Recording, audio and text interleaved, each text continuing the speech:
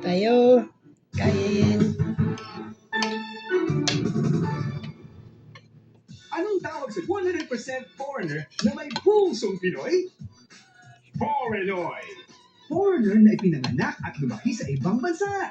Pero Pinoy na Pinoy sa isip, salita. Sa buhay, magandang tanghali. Damagam. Sa ilalim ng pupila At go! At dito na sila. Foreignoy, the Affair Invasion. Feel the warmth of the Philippines as we get to throw more 100% Foreignoids with Filipino heart here on Foreignoy, the the Affair Invasion.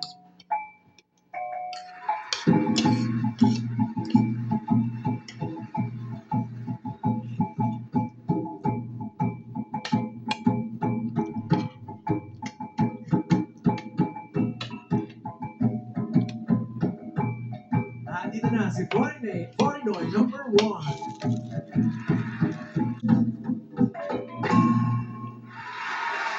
Mahalaman na sila mga Foreignoy natin from Argentina and India.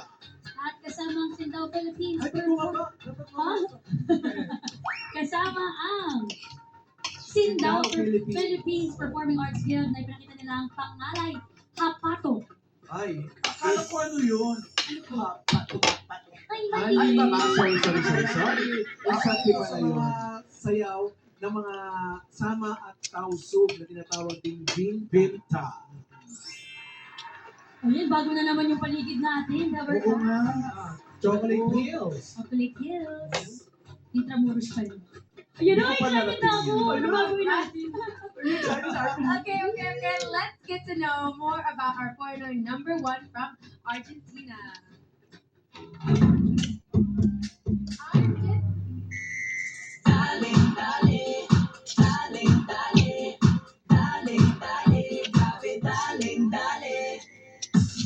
Santino Gigo from Argentina.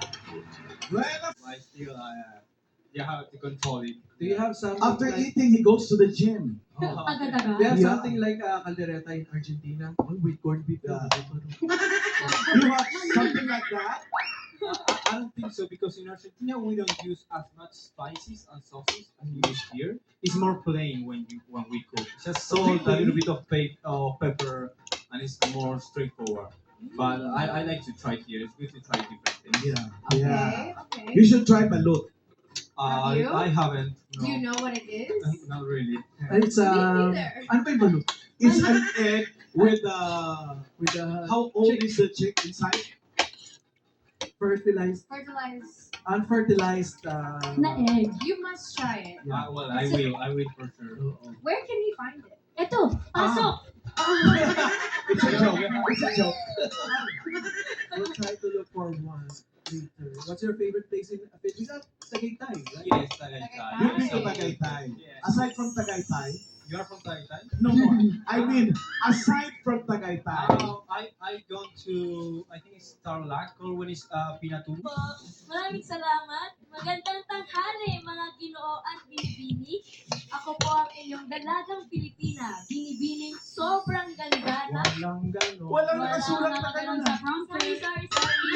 Binibining Riza. At kung handa ka na, Ginoong Santino, hello?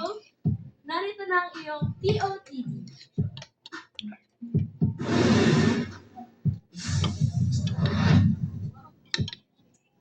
Pakibasa.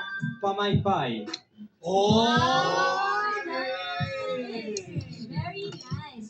Pamaypay, what do you think? Pamaypay. No idea. How No about idea. here? Toro. Can you read this one?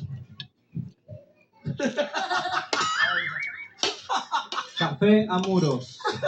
Very good. At least consistent. Katakpan lang. So what is pamaypay? Binibining Raisa. Ma'am Alan, ang pamaypay sa Ingles ay fan. Pen. Font? Phone. Tagahanga. Pen. Hindi. So, iba yung mga ano. Pamaypay is a traditional handheld fan. And you know, Filipinos have mastered the art of staying cool especially during Oops.